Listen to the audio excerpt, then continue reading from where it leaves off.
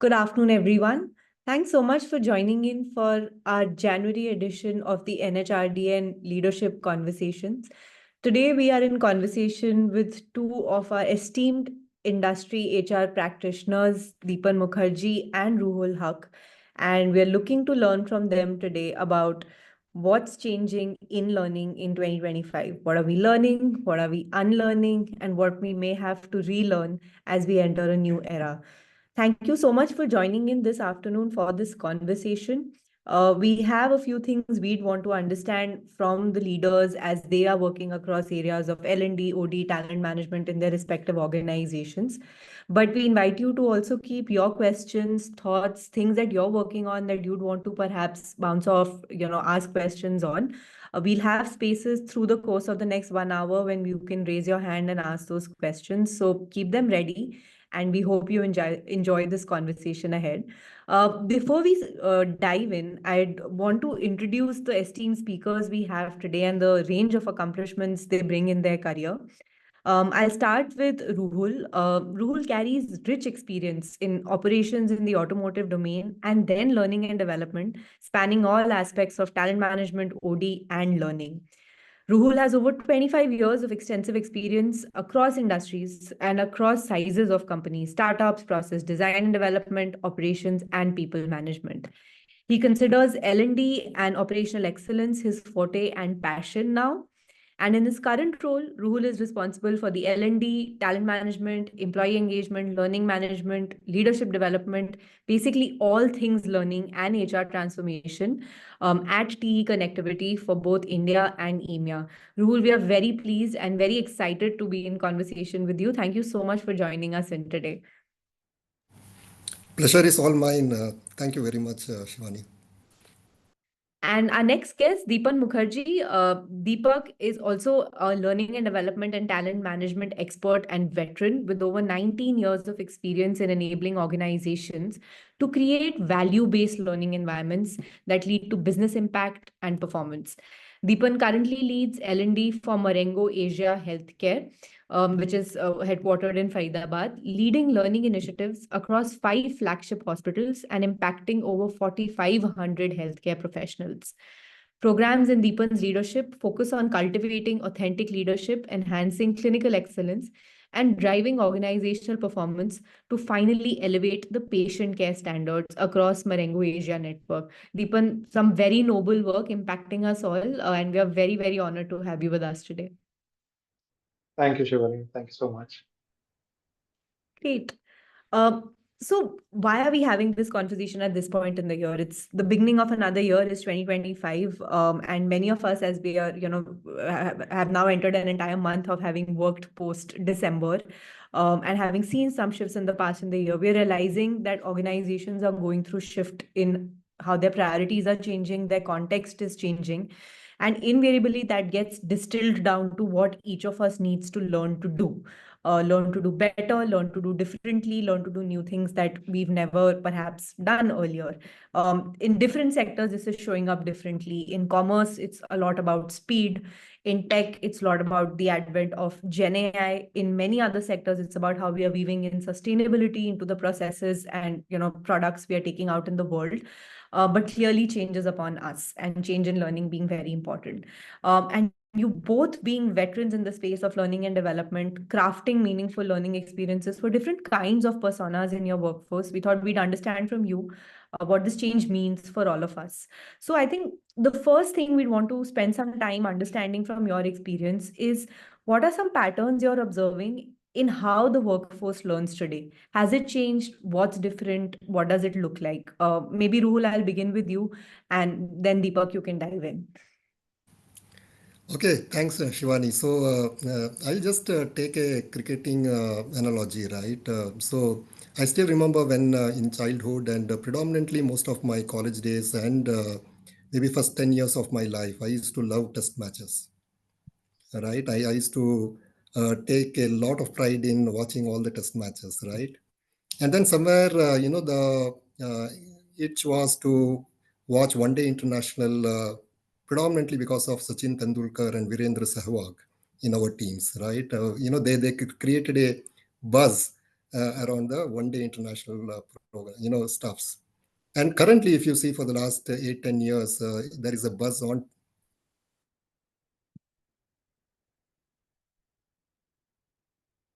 the way the cricketing world has changed over a period of time. The learning space has also changed. I still remember whenever we used to go for programs previously, and whenever learning used to happen, it used to be a 3-day intervention, 5-day intervention, even a day-long intervention, 8 hours, 10 hours, right? And we used to be predominantly doing instructor-led programs. That used to be 90% of the catering.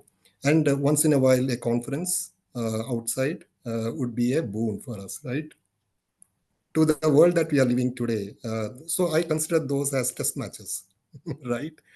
Uh, Now, if you look at learning space, it is predominantly, it has come down to T20, where people are watching things on the go. You're learning on the go. There is a lot of impetus on micro learning. There is a lot of impetus on social collaborative learning. There is also a lot of places where gamified learning has taken over. So when you look at the shift that has happened from instructor-led programs to the modern way of learning, it has undergone a very significant change.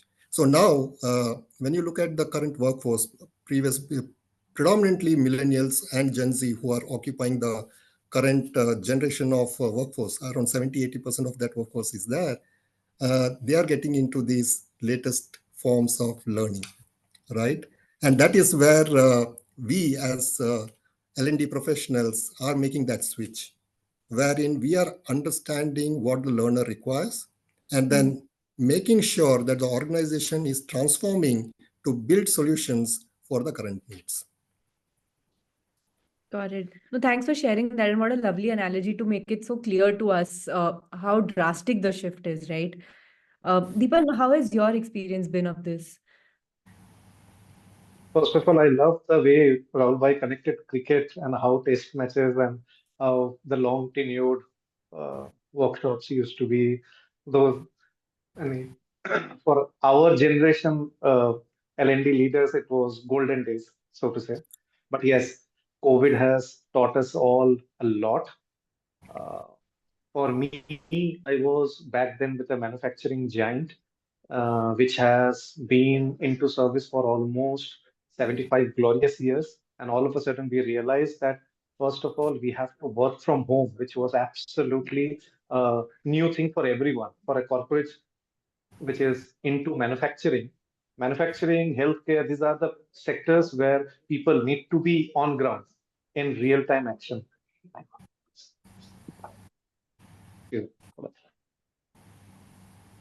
Sorry, I'm sitting in an open working space. Uh, but transiting from that to a situation where we started delivering trainings virtually, and to the situation it has come to us where the learning happens when the learner wants it. So bringing the learning to the learner. जो मुहावरा बोलते थे कि प्यासा ऊंट के पास sorry कुएं के पास नहीं आएगा कुआं खुद प्यासा के पास जा रहा है and that too in bite sizes. I don't have to gulp the entire well at a go. I will gulp only one. Uh, and as per my thirst, as per my convenience, as per my pace. So digitizing all the learning and seeing to it that it is available to them at their own convenient time is something which is very much important. For example, in my current role, where I am working for a healthcare startup, a Maringo Hospital, which is funded by Samara Capital, Godrej Family, and Havels Group.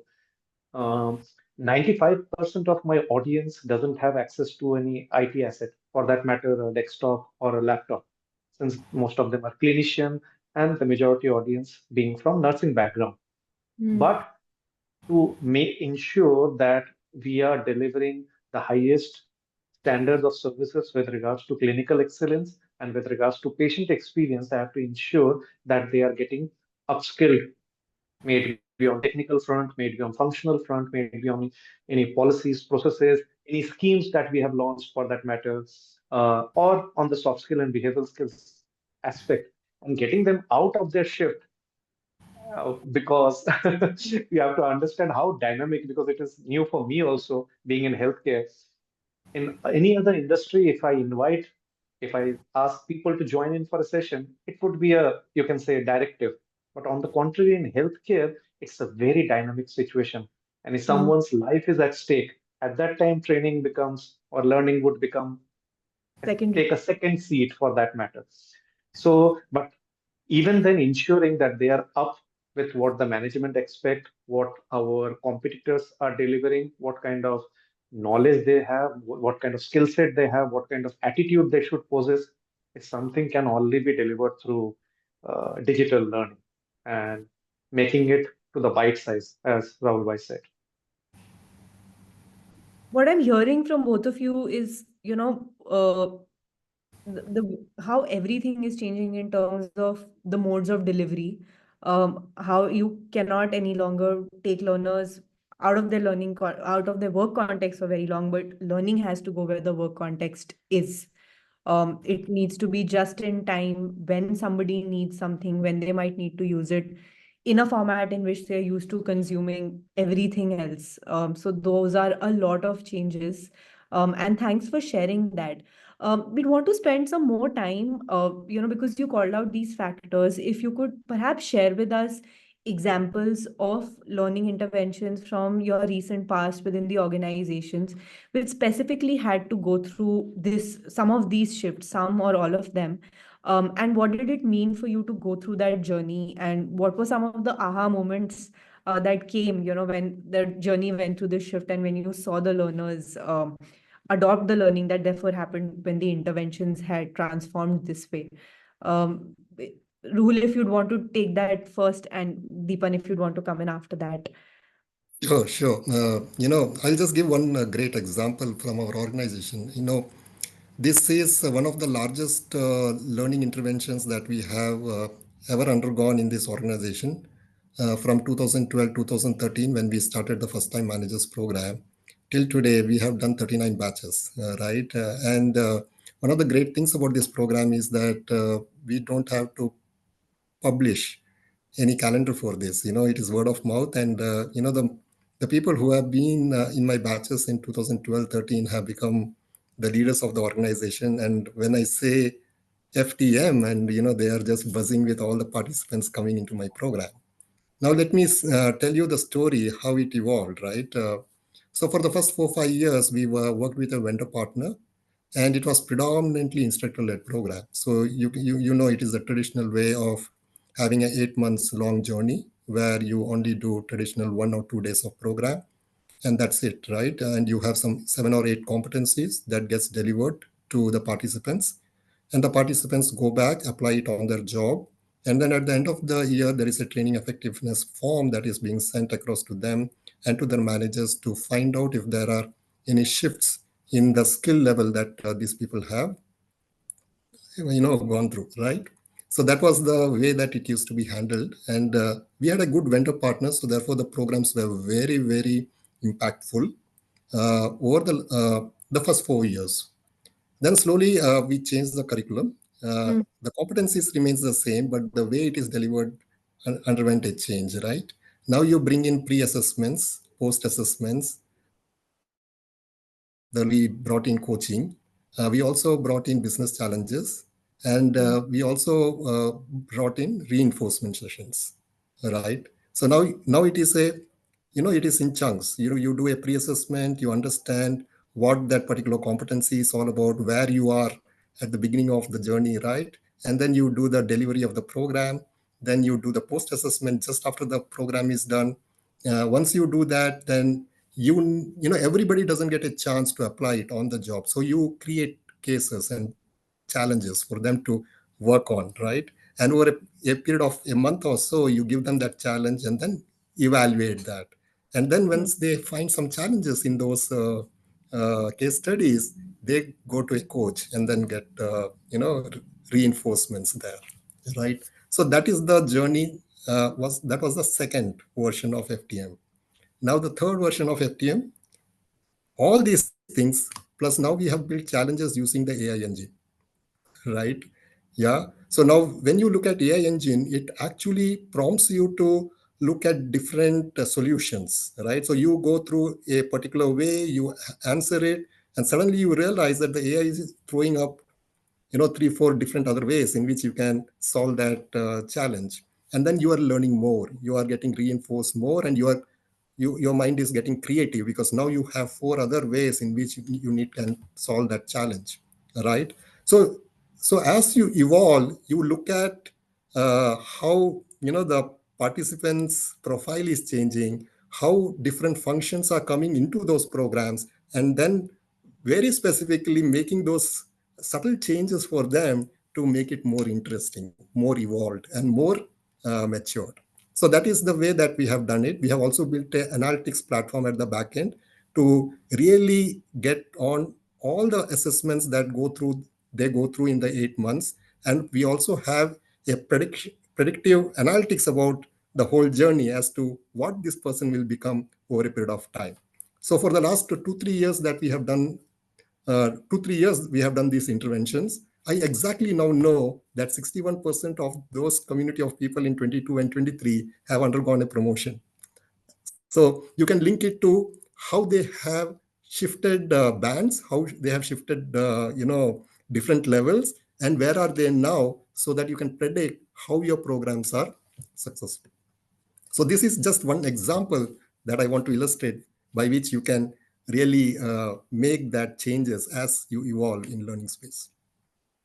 Thanks so much for sharing that in such detail, Ruhul. What was most engaging for me was how adaptive was the learning process to the learner. It met the learner where they were, and then every step of the way, it was shifting itself as they needed to grow. And the way you seemed so proud when you were sharing the ability to show the final impact, I think that really resonates in terms of how effective it must have been. Thank you for sharing that.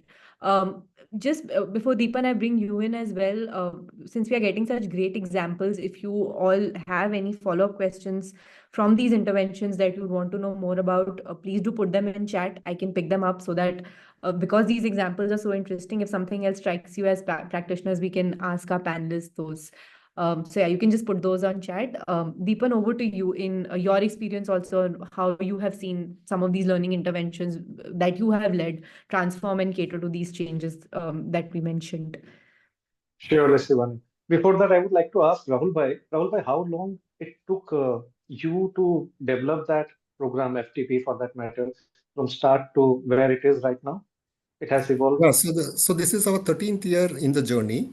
But as we progressed, I was also a kind of a newcomer in 2012, 2013, because I was in operations for 13 years before I moved into L&D space. And slowly And it you were in the evolved, same yeah, organization? yes. Please continue. Please continue. Yes. So, great. Thank you for sharing that, Ruhul. Sorry, I Deepan guess, is, yeah. yes, I think Rahul, we lost him in between. Okay, so 13 years. So what Rahul Bhai was sharing that every L&D leader's dream is to become a Pied Piper, that I would play the pipe and all the learners would flock into my class or Yeah. support in participation. It seems that he has achieved that stature, and I'm very happy for him. It's a dream come true, and that is what actually Shivani helps that rather than going with the traditional approach, it should be role-based learning. है ना? Mm. जो मैं करा रहा हूँ बजाय इसके as a participant जो मैं सीखना चाहता हूँ is what as a leaders we should be offering to, and it can't be a copy cut paste script for everyone. I don't want to learn something. For example, I learned Pythagoras theorem in school. I have never implemented that in my life. I learned sine, cos, beta, cos. So I'm not going into Indian education system, but are we able to apply that what we are learning in our classroom, in our learning sessions? Whether it is raising my awareness level, whether I'm able to apply it as a skill set, whether it is getting reflected in the attitude level, what I'm exhibiting with my stakeholders, with my team. So that emphasizing on skill-based learning over any traditional role-based learning, and also is how we can make it more personalized, rather hyper personalized. So learning paths needs to be created. It can't be a experience कि मैं training में गया था, हाँ बहुत अच्छा था, बहुत मजा आया. ओके, क्या सीखा? क्या सीखा? And the learner is unable to even paraphrase what they learned even Hmm. after a few days. So rather than it just being a memory, it has to be something that has bringing the needle to shift, irrespective of whatsoever degree it is getting shifted, preferably to the higher side.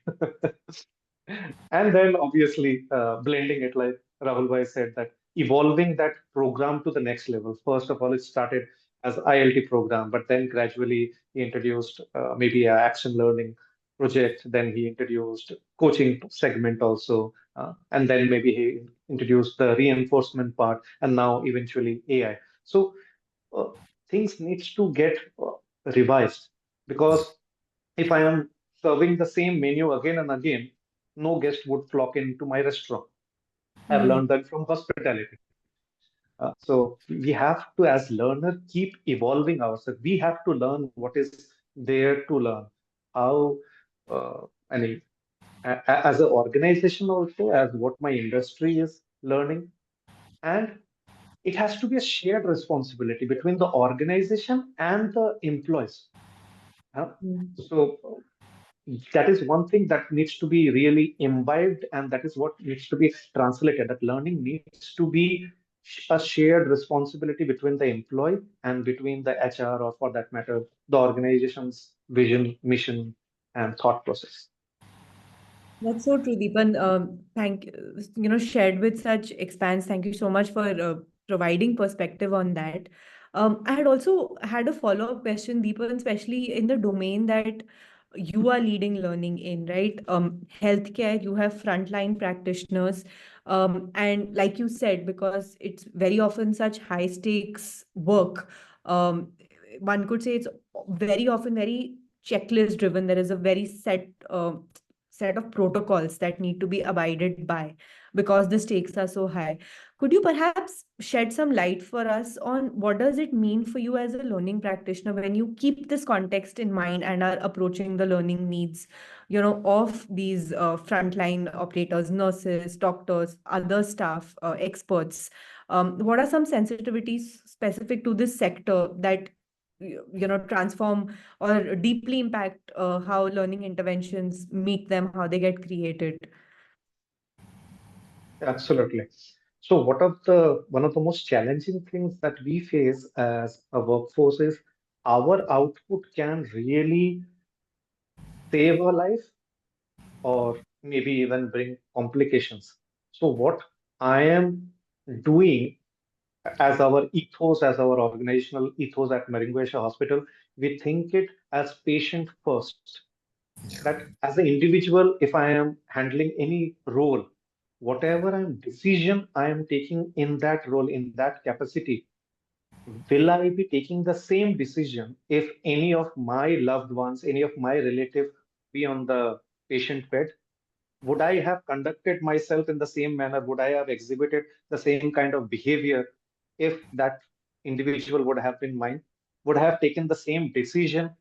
So, keeping the patient first, if I am able to take the decision, then I should be aligned to the organization vision and mission. Second, if I am aligned to the SOPs that has been set for each and every policies and processes that has been clear-cutly demarcated.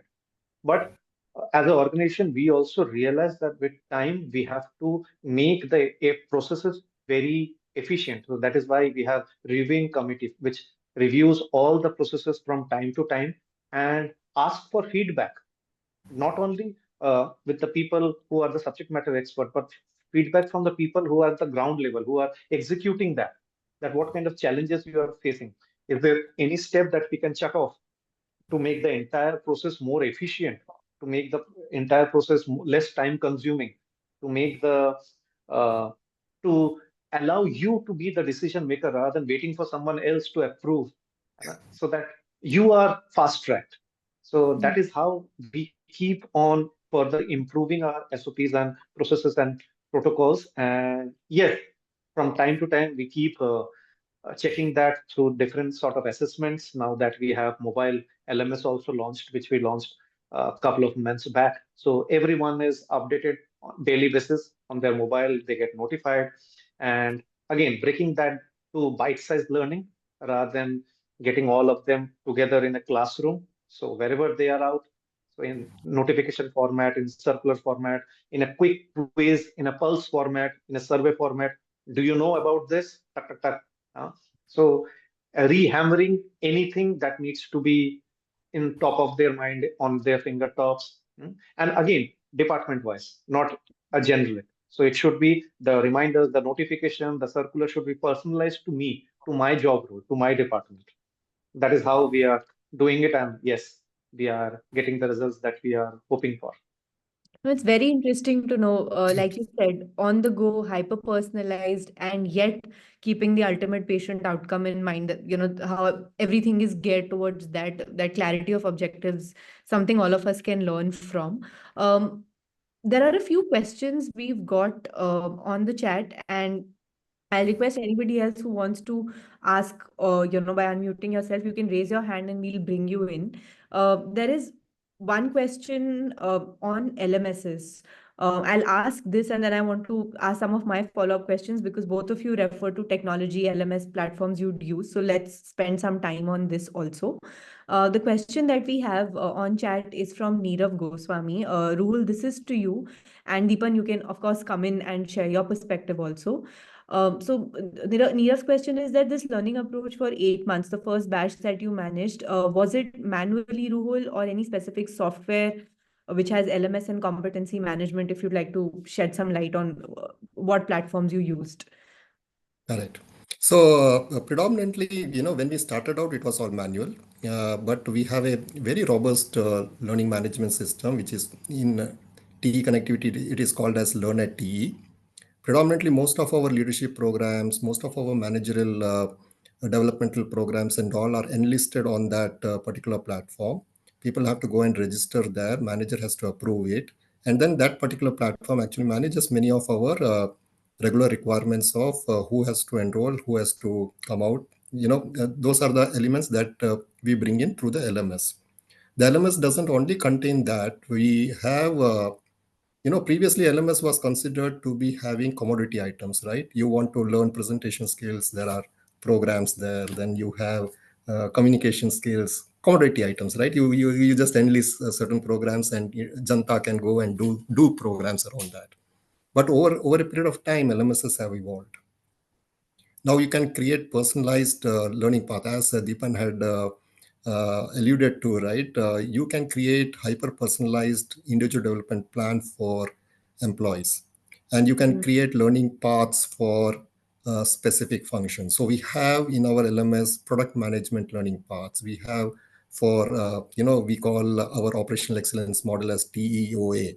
So TEOA, learning path, onboarding learning path. You have functional operations, sales, R&D, engineering, sustainability, project management, all these different kinds of learning paths combined together to form academies, right?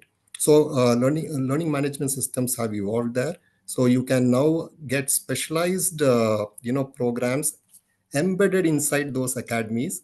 And if you are going through a particular career path in your journey, you can go into those academies, pick up your learning path, and then go ahead and do your programs. And that learning path also has a very differentiated offerings. So, as I told you, you have micro learnings, the T20 versions, then you have the one-day versions where you have programs from LinkedIn Learning, and we have a big thing coming up into our LMSs. We had Skillsoft before, we had foreign languages coming in, Linda, there were different kinds of platforms that we had, and each of those brings those offerings inside. And then you have long duration programs. So you start with the micro learnings, you get adapted to it, then you go for the one day programs, then you go for long duration programs, and then wherever you require very specific assignments, projects, we also have gig assignments coming into one of our career portal called Navigate. So the career portal contains predominantly gig projects. So once you have put up your individual plan, you go into the Navigate platform, find out what are the gig projects that will help me to learn these competencies. And once you do those gig projects, you can show that as an experience, right? And then you can apply for internal jobs as well. So this is what you call as a talent marketplace, where your learning management system, career portal, internal mobility, everything coming together. AI engine is driving that, and then giving you the best optimum results. It's great. As a learner, just listening to that is so exciting because everything is integrated. Yeah, It's taking you from the next steps to the next steps very intuitively. So every aspect of learning a skill, then application, and then assessment, yeah. it's so seamless for a learner. So thank you for sharing that.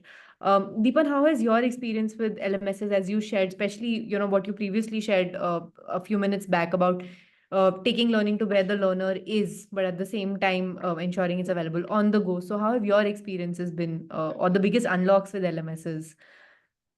Before I share my experience, I would definitely like to get the LMS access to Rahul Bhai's company's LMS as a learner. That sounds so tempting.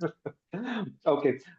So over the years, in multiple organizations that I have been with and multiple uh, softwares that we have used, the ultimate software that I liked, or the portal that I liked, was the portal that was created by internal IT team, because that was so much customized, keeping in mind the L&D team's requirement as a what they would like the learners to see, what they would like the learners' respective reporting managers, L1, L2, or the leadership team to see, what kind of analytics as a L&D admin would like to see and arrive at a conclusion, make some decisions.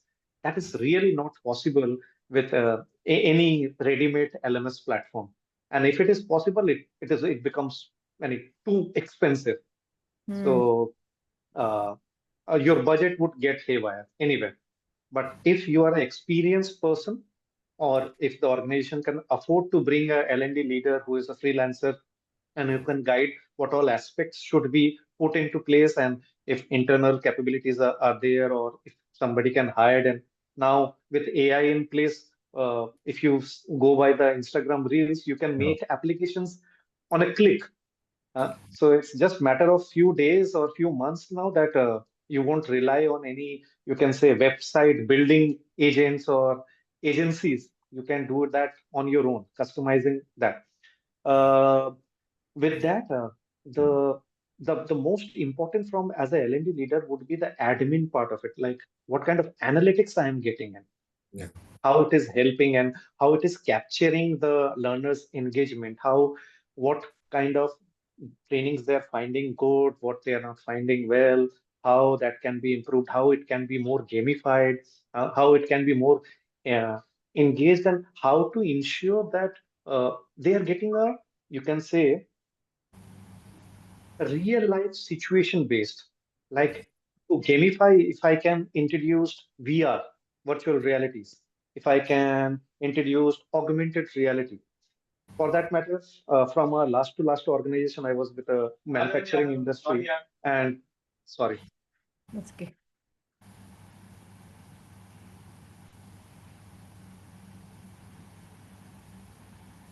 sorry for that. So I was with the manufacturing industry, and uh, we had a huge workforce, uh, and the majority was sales driven. Since it's a sales driven organization, we relied on these sales people to know what kind of wire. So I was with KEI wires and cables, and what kind of wires and cables that we were manufacturing, and how it is better than our competitors. Hmm. Now we have to ensure that these people land up in our plant, which was there in Silvassa, but making all those people across India to travel all the way to Silvassa, their boarding, lodging, travel, stay, and then making them go through 1 or 2 days of factory visits, so that they are absolutely understand that how a copper wire gets turned into world-class wiring solution, to make them understand that. Now, one possibility is through physical intervention, but what we chose was digitizing that entire learning experience. So we shot that, we tied up with the agency, we shot that in a 360-degree augmented reality. So anyone, so that video is also available on YouTube, by the way. So if you just go and see that video, you would be able to see the entire manufacturing plant, and you will go through each and every step of it. You can pause, you can see at any scenario what all is going across, and that really helped them giving a uh, personalized and at the venue experience. Mm. So obviously, it helped us in a lot of effort saving and huge on cost saving, and it helped us in addressing that issue that people feel connected to the organization also, Mm. and people are instantly within a 10 minutes module are getting upskilled on what exactly we want them to arrive at. So, as a learning leader, we have to really, first of all, understand what is the pain point, what exactly we want to try to solve, and then design our solution around it, rather than setting the entire tray. These are my solution. Pick up your solution. So that doesn't work anymore. No, you answered the follow-up question I was going to have, Deepan, as I was listening to you, and both Ruhul and you be so excited about the kind of richness you've been able to add to your offerings and the kind of impact you've been able to drive by leveraging technology, which was that, there is now so much in the market. We can all be very happy buyers, of course, budgets supporting us. You can get very excited by all that is there, but I love how you shared that it's important to cultivate that mindset to zoom out, go back to fundamentals, look at what your pain point is, what you're trying to solve for whom, and then make informed decisions about technology. But Ruhul, I'd want to bring you in on this as well. Any other frameworks or mental models or just guidelines you keep in mind for yourself and your team members about how you would want to partner slash leverage with HR tech, LMS in the learning space? Some guardrails almost, if you put in place, that you'd like to share with other practitioners here on this conversation. Yeah, I think one of the good things about LMS and all the platforms, it is not only LMS, there are many platforms which actually, when you see organizations of our scale, which is present in 100 countries and globally driven across different cultures as well, right? LMS is one of the tools, but there are many, many other ways in which you can scale up, your learning offerings, right? One of the best way that we have leveraged gamification Mm. is through a conference that we run for 1 month all across the globe, across 100 countries. More than 80,000 employees participate in it in teams of maximum 10 size, right? And this gamified learning is using a platform, which is a very significant platform that we have invested in. And what it does is even a contract worker and a normal union worker to a CEO of the company, all of them are at the same plane inside that platform, right? They have to Wow. they have to solve the same challenges. They have to go through the same learning modules. They have to go through the same what you call different kinds of you know quizzes inside that. There are gamified challenges that is propped up every week on week. It all depends upon the theme. This year we are running a theme on employee value proposition. So there are three themes there. One is on innovation, one on inclusion, and career development. So every week we will be giving the challenges. It is something similar to what happens in IT companies through the hackathons, right? Yes. uh, on similar planes, we drive this. Everybody in the organization across the globe participate in it. After that, and it is just like Olympics, right? There is an opening ceremony, there is a closing ceremony, and in between these challenges are happening across the globe. People are posting it on social media. People are doing all kinds of things. Even they are posting their lunches, their dinners, their meetings, where they are doing the exercises, what are the kind of things. And that creates a phenomenal engagement, collaboration, right?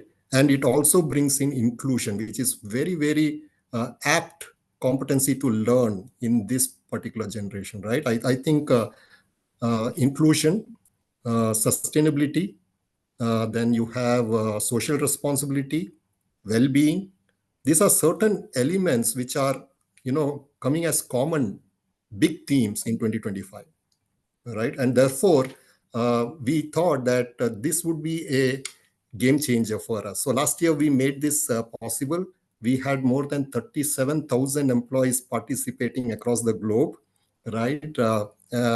And each of these tweakings that is there on the platform are in 12 languages, 12 or 13, 14 languages, all across the globe, right? You have Koreans, you have Japanese, you have Chinese, you have Europeans, you have Indians, you have so many people, right? And therefore, it created a bond amongst all of us, all across the globe.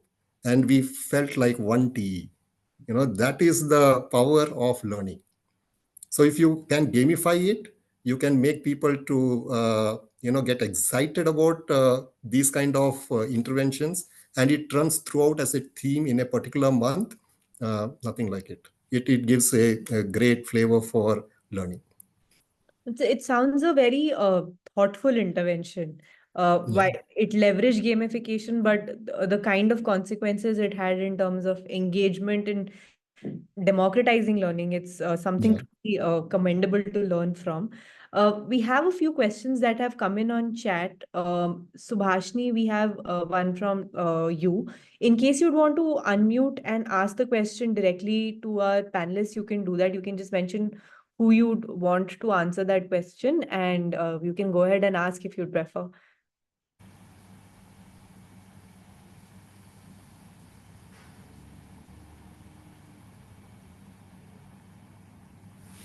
Bhashni, you can unmute yourself in case you'd want to ask the question.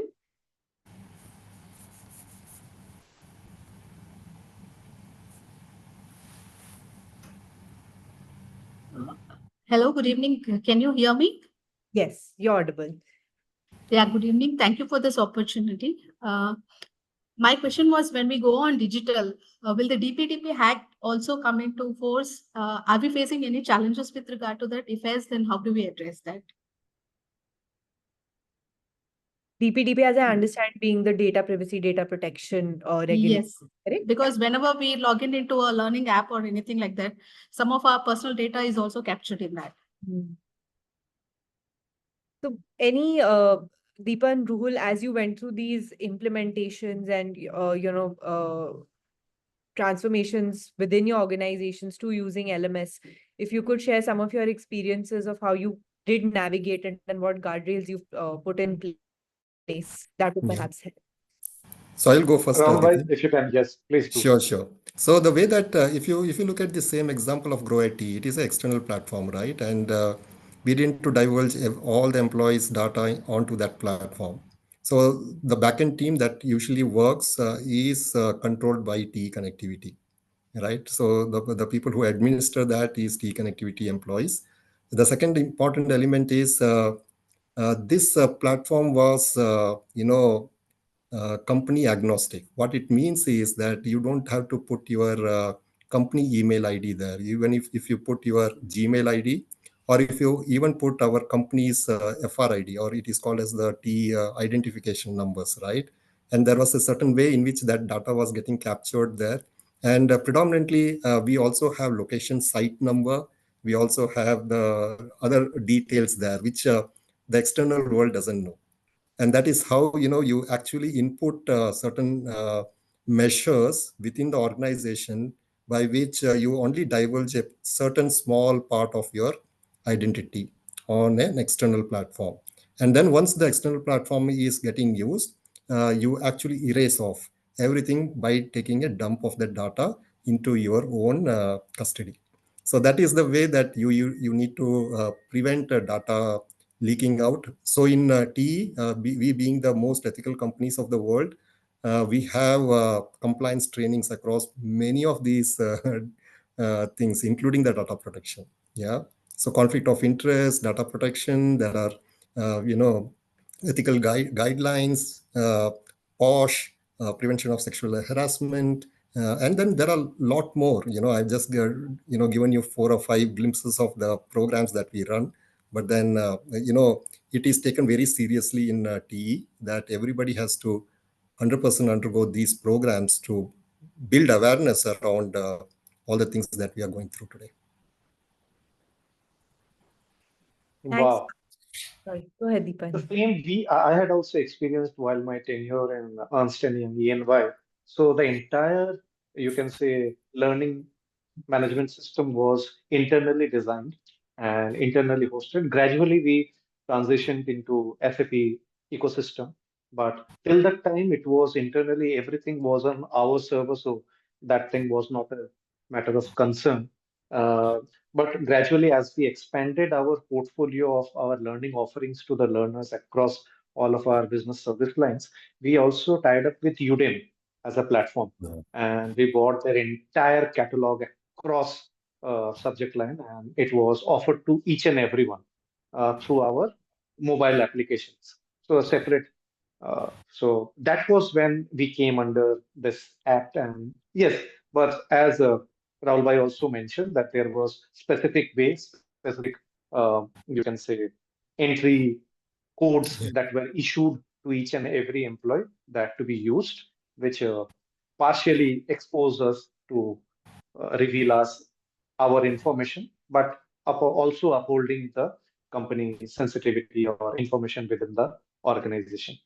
And yes, on behalf of Meringo Hospital also, we take compliance as very seriously with multiple authorities, multiple compliance agencies, always doing audits, may it be NABH, may it be QCI, may it be the state governments or the hospitals, whichever state we are into. So starting from code of conduct, starting from anti-bribery, anti-corruption, POSH being a very serious work-life violence, which you all would have heard in many news channels कि attendants ने या फिर patients ने हमला कर दिया बदतमीजी से बात की with the doctors. So how to respond to that situations? So we have created dedicated compliance-related learning paths that get mapped to each and every individual who joins uh, our organization, and we give them a set timeline that in these few days you should be compliant to this. For sharing that, and thank you, Subhashni, for that great question. Very practical, very grounded, and I think as anybody involved in implementing, bringing technology into offerings, it's important to keep some of these things in mind. Pradeep, you've raised your hand for a question. You can unmute yourself and mention which panelist you'd want to answer the question as well. Go ahead, ask your question.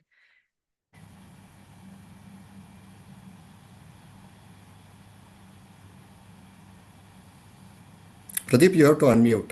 Yeah. I think now I got the permission. Yeah. Thank you very much, Shivani. Hi, Rohul, and hi, Deepan. Thank you very much for those insightful statements.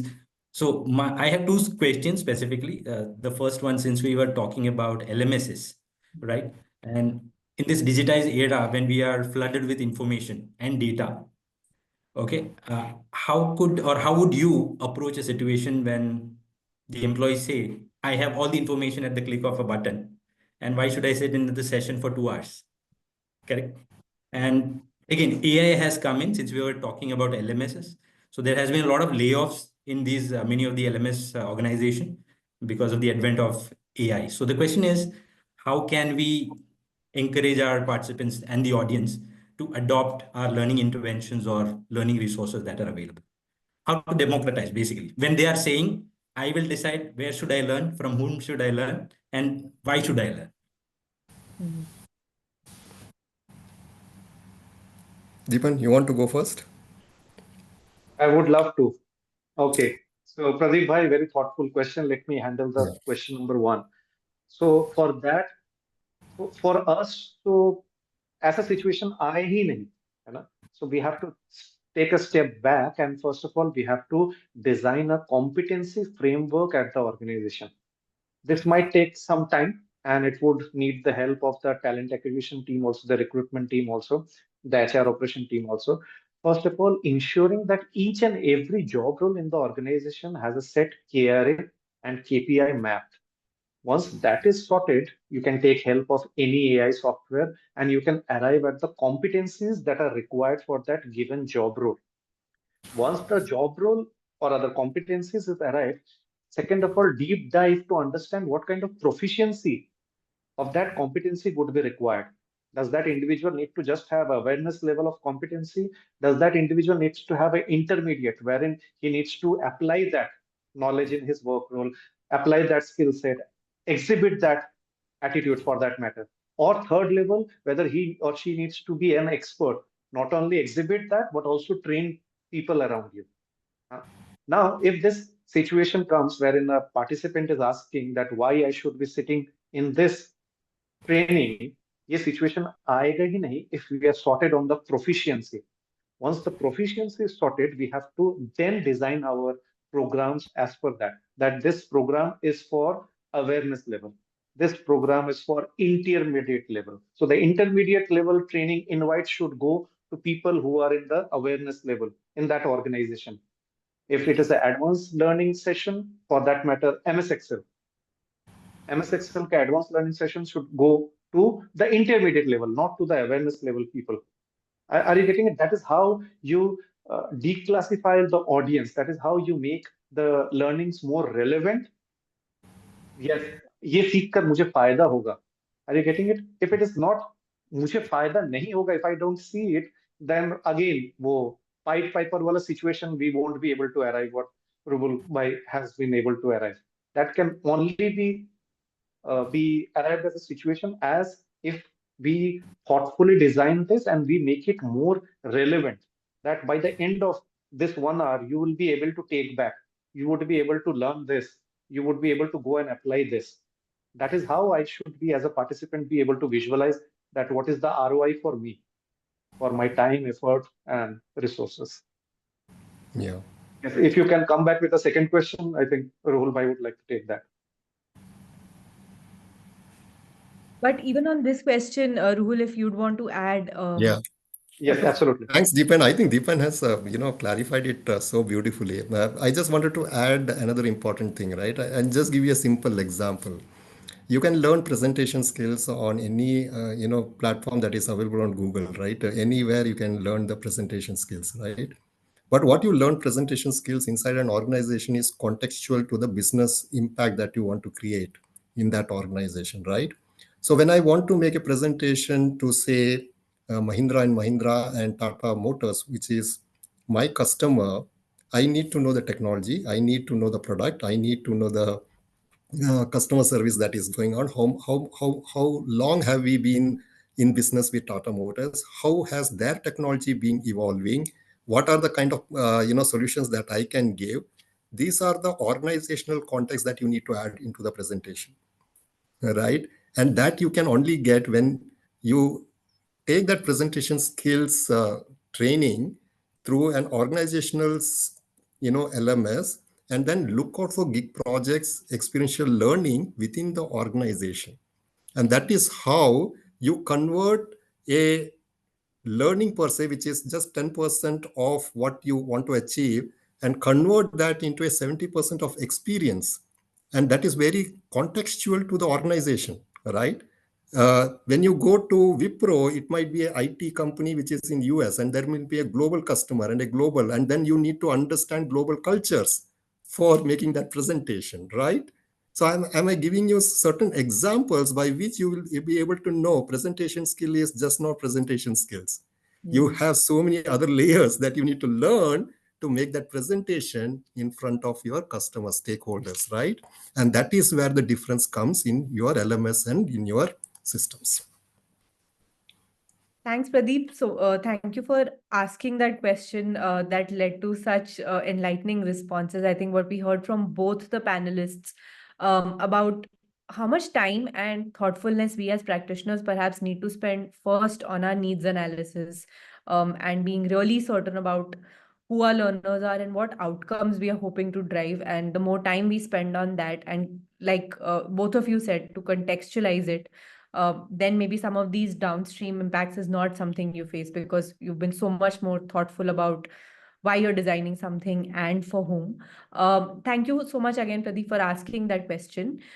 We are in the last 4 minutes. There is one final question I want to ask, which is around This being a new year, we've discussed the changes, and as we hear from you also, over your long careers, there's so many changes and learnings you've had to incorporate at different milestones. Like you said, your learners have changed. You've brought in large LMSs within your organizations, took through the transition. What are some of the challenges for yourselves, personally, professionally, as learners in this year that you're excited about? And what are your own individual personal learning goals for this year? Deepan, if you'd want to go first, and then Ruhul, if you'd want to come in as well. So time and again, I have reached a situation where I have developed a sense of feeling that Aham Brahmasmi. I know it all. I don't need to learn anymore. And, and don't need to know further about my organization, about my role, and for that matter, my industry. I know it all.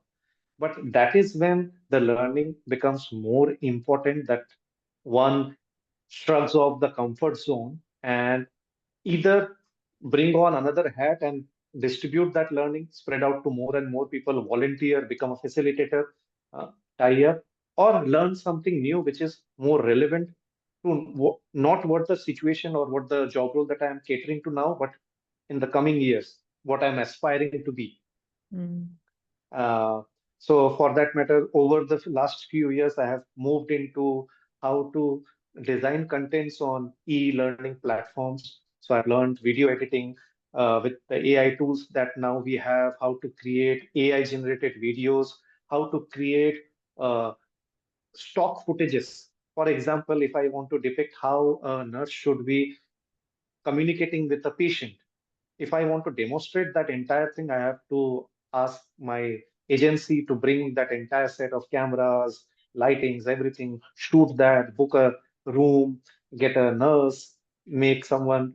Are you getting, for that role playing? There would be a lot of effort. But on the contrary, with this kind of realistic uh, image generation or video, text to video generation, I can make that entire situation visualize with the click of buttons. So if I can learn that, it would be become more less on effort, less on money, and still I would be able to translate what I am wanting my workforce to exhibit with our client, for that matter, who happens to be our patients. So that is my current favorite, which is going on right now, and learning more about the industry. Obviously, healthcare being I'm a newbie in healthcare, so learning that with not with baby steps, but with aggressive steps.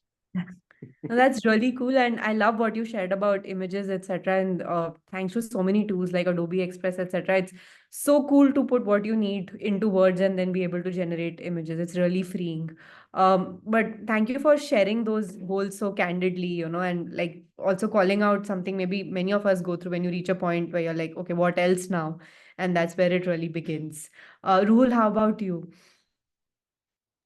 Okay, from a learning journey point of view, there are two imperatives that I always look at as a HR professional and L&D professional, right? One is how to create more business impact uh, in the organization. That is the first and the foremost thing that we always work for. The second also important thing is from a HR point of view, because of there is being a large scale of uncertainty in the world because of these geopolitical tensions, supply chain shifts that are happening across the world. There are a lot more strategy being built across different countries on how to retain their own area of competence, right? So there are so many things that are happening all across the world, and how in this milieu you can retain your employees inside the organization, because at the end of the day, if a person spends a couple of years or 3 years in the job, he becomes an expert. He either becomes an intermediate, advanced expert kind of a journey he undergoes, right? And then you feel like you don't want to lose him because he brings in certain expertise inside the organization. So how do you marry learning, personalized learning journey into the career development portal, your navigate, and then do internal mobility mapping for an individual, so it becomes open for him to go to any of our global sites and start working, right? So it need not be only local, it can be also global. So when you have a platform which has AI engine built into it, you can then transport 1,600 job openings that the organization is bringing to the table, and then, find out those niche 4 or 5 skills that are required by an individual who is sitting in India, and then he gets a mail stating that if you think that you want to move into these roles, these are the 5 options that you have. Rather than looking outside, look inside, right? So that is a utopian dream that we have to work for, right? And as a L&D professional, we can make that happen. If you can really bring that talent marketplace, into the 100% fruition that we look at, right? And that is the journey that we want to take. At a personal level, I want to develop my coaching skills. As an organization, we have our HR team is undergoing coaching as a competency. The HR business partners and the talent management and the whole team itself, the 16, 17 people of us who are working with the businesses to create that impact. And coaching and mentoring is going to be one of the super specialized skill that HR professionals can really, really take it forward for the next decade or so. And that is where we are putting our hard-earned money to make sure that we build that competency within HR. So true, something for all of us to take away. And on the piece rule of careers and mobility, I think that's such a worthy goal to take up, because it's a common thing said across companies that sometimes the path of least friction is to find a job outside, then navigate another one internally. So very worthy goal. I have personally learned a lot from the conversation today, and I love the kind of questions our participants also raised. Some very pertinent ideas got shared about how learning's changing, how we are bringing tech into it. And none of this would have been possible without the generosity of your responses, examples, the vulnerability with which you shared your own experiences. So thank you so much, Deepan and Ruhul, for making time, and being so expansive with your learning, sharing it with all of us at different points in our journey. Thank you to all of you who joined in. This conversation has been brought to you by NHRDN, the National Human Resources Development Network. It's a non-profit, one of the largest largest, oldest, most reputed HR networks within the country. If you're interested in more such learning experiences through conversations, conferences, certifications that happen very often, consider becoming a member of NHRDN. And we hope we can all learn more together. So thank you so much to everybody for joining in. We hope you have a good rest of the Friday and a great weekend ahead. Thank you so much. Thank you, Shivani. Thank you, Deepan. Pleasure is ours. Thanks for having me as well on the show. Thank you, Shivani. I learned how to moderate with Yeah. such finesse. I would surely imbibe, and I'll make you proud of me, moderator one. Thank you, Rahul Bhai, for making me feel so comfortable as a panelist. And yes, Manish, thank you, Manish Yeah. Jain, finding me on LinkedIn and sharing this. Thank you. Thank you, NHRDN. Thank you so much. Thank you, everyone. Take care. Bye. Bye bye. See you.